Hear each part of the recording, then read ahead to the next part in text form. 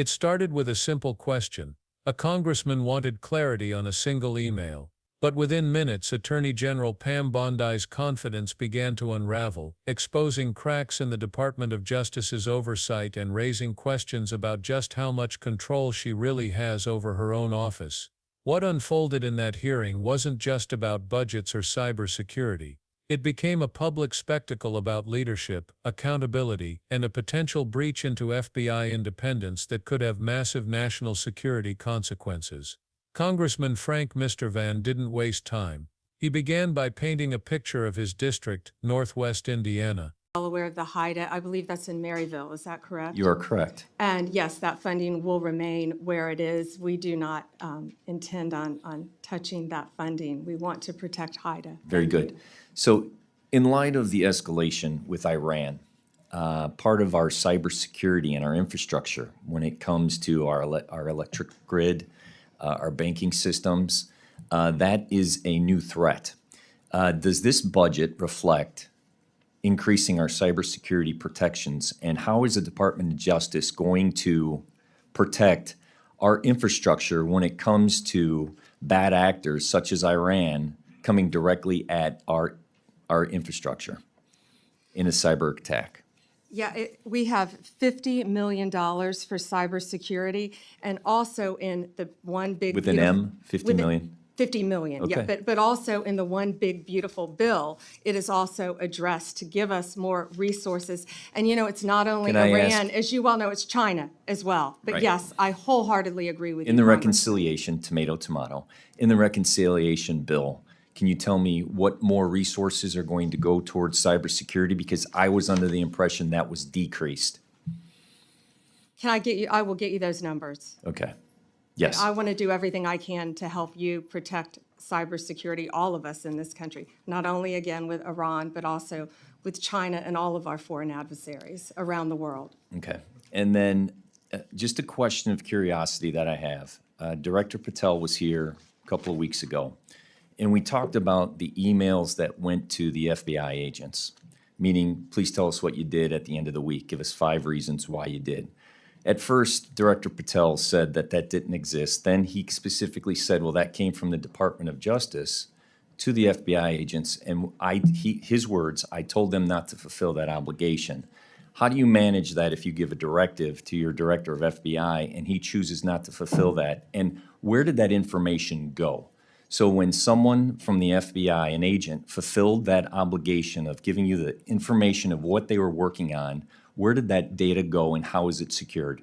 Yeah, and Congressman, I'd be happy to see who answered that, but I asked, when I learned about it, I asked that it be withdrawn, and it was, that email. When you learned about the email going to the FBI agents, you asked them to withdraw it. Who did you ask to have it withdrawn? My entire office, and it was. So it is unknown who sent that email? Well, it came from my office, but when I learned it went to the FBI, we asked that it be withdrawn. Where is the gap of my understanding? If it came from your office, you're telling me you didn't send it? I didn't realize it went to the FBI. That email went out. So- And the purpose of that email was to make sure, just so you know, it was to make sure that these people were sitting at their desk and working and alive, that there were people actually Okay, and responding. I agree. It could have been, I got up and got a cup of coffee. Sure. That So was without the going into purpose. that, the people that did answer it, where did that data go? I will find out. I will get you that information. And I only ask as a national security issue as Absolutely. they are working on sensitive issues. And I thank you for joining us, and I yield back my time. Thank you. A region where federal grants had once flowed steadily, supporting police departments, outfitting officers with modern technology, and ensuring neighborhoods felt just a little bit safer. But in 2025, much of that funding was rescinded. For the people of Gary, East Chicago, Lake County, and Michigan City, the impact was immediate and devastating. Those dollars weren't just numbers on a page, they meant working license plate readers on dangerous roads, drug interdiction tools, and grants to hire cops on the beat. Mr. Van pressed Bondi directly. Would the Department of Justice restore these critical funds? Would the men and women who put their lives on the line every day still have the resources to do their jobs? Bondi's answer was quick but strangely hollow. She promised the funding would remain where it is. She assured him that HIDA, the high-intensity drug trafficking program in his district, would be protected. On paper it sounded like a win, but behind her words was a familiar pattern: general pledges, vague assurances, no specifics, and no concrete plan for how to actually secure the future of these programs. It was enough to sound confident in the moment, but not enough to provide real accountability. And if Mr. Van's first line of questioning rattled her slightly, what came next pushed her even further. He shifted to a different battlefield altogether: cybersecurity. With tensions escalating between the United States, Iran, and China, the threat of cyber attacks has never been higher. Electric grids, banking systems, entire sectors of American infrastructure hang in the balance. The question was simple: was the Department of Justice prepared? Did the budget reflect the urgency of protecting the nation against foreign adversaries in cyberspace? Bondi leaned on a single number: $50 million. That was what she claimed DOJ had set aside for cyber protections. Then, in almost a dismissive way, she described it as being included in one big beautiful bill. To a trained ear, it sounded less like strategy and more like improvisation. Mr. Van wasn't satisfied, and neither were viewers who later replayed the exchange.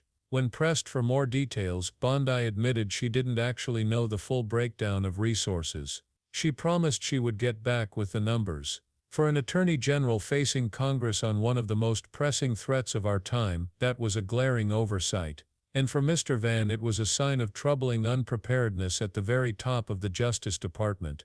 But the real shock came when the hearing turned to a mysterious DOJ email, one that, according to FBI Director Patel, never should have been sent. At first, Patel himself denied it even existed. Then, when pressed, he admitted it did exist: an email ordering FBI agents to provide weekly reports about what they were working on. He said he had told agents to ignore the directive. That alone raised eyebrows. But when Mr. Van brought the issue to Bondi directly, the situation spiraled. She admitted that yes, the email had come from her office, but in the same breath she claimed she didn't know it had been sent to the FBI at all. According to her, the intention wasn't to spy or interfere with operations, it was just to make sure people were at their desks and working. Her explanation sounded almost casual, like the government's top law enforcement office was treating the FBI as if it were a school classroom. Yet the implications were far more serious. Mr. Van pressed harder. Who sent the email? Where did the data go? If agents had filled out those weekly reports, what happened to that sensitive information? Bondi had no clear answers. She admitted she couldn't identify who in her office pushed the directive out. She admitted she didn't know where the collected information ended up. Her only solution was a vague promise: "I'll find out." That one phrase, "I didn't realize it went to the FBI," wasn't just a slip of the tongue. It revealed something far more dangerous: a Department of Justice where directives could leave the Attorney General's office, land on FBI desks, and potentially compromise national security without her even knowing. The entire foundation of DOJ-FBI independence rests on strict boundaries. For decades, administrations have gone out of their way to ensure the FBI's work is shielded from political pressure. Bondi's testimony cracked that wall wide open. The consequences of this failure are staggering. If FBI agents had complied with the order, they could have unintentionally revealed details about undercover operations, sources in the field, or ongoing cases. Even a single leaked detail could compromise years of investigation, put lives at risk, and give adversaries an advantage. And if foreign threats like Iran or China are as aggressive as Bondi herself admitted, this lapse in oversight could have exposed vulnerabilities the U.S. can't afford. Politically, the fallout is just as severe. Bondi entered the hearing projecting confidence. She wanted to show she could handle funding, cybersecurity, and oversight. Instead, her testimony gave critics an easy narrative: an attorney general out of her depth, unable to control her own office, and unprepared for the responsibilities of the job. Within hours, headlines were already framing the exchange as a symbol of dysfunction within the Trump-aligned DOJ. Democrats now have new ammunition to push subpoenas, demand documents, and call for expanded oversight hearings. And even Republicans, wary of the implications for national security, may find themselves demanding answers. For Congressman Mr. Van, the hearing became an unexpected showcase. He stayed measured, never raising his voice, but he didn't let Bondi slip away with vague talking points. He pressed her on the numbers, pressed her on the email, and pressed her on the integrity of DOJ operations. The contrast between his persistence and her evasiveness made the gap in credibility all the more visible. By the end, viewers were left with a chilling question. If the Attorney General doesn't even know what directives are being sent from her own office to the FBI, who's really running the Department of Justice? And if the DOJ can't protect its own chain of command, how can it protect the American people from foreign adversaries or cyber threats? Pam Bondi may have thought she was walking into a routine oversight hearing. What she walked out with was something else entirely, a credibility crisis that could haunt her tenure, intensify congressional scrutiny, and spark new investigations into DOJ communications with federal law enforcement. And that's the story that should have everyone talking. Because this wasn't just about an email, it was about accountability at the very top, and the unsettling possibility that the people sworn to uphold justice may not even have control over their own departments. Thanks for watching. Don't forget to like, subscribe, and hit the bell so you never miss an update.